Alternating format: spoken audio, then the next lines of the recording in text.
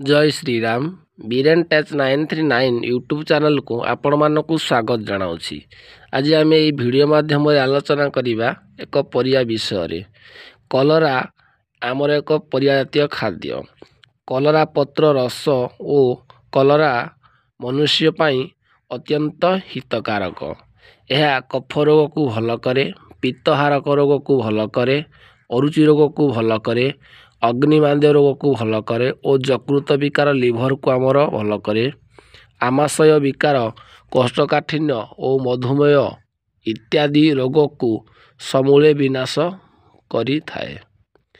कलरा पत्र रस और फल रक्तगत शर्करा को कमाई मधुमेह डायबिटीज रोगरू मुक्ति दिए। ज्वर रोगियों पाई मध्य कलरा हितकर होइथाए।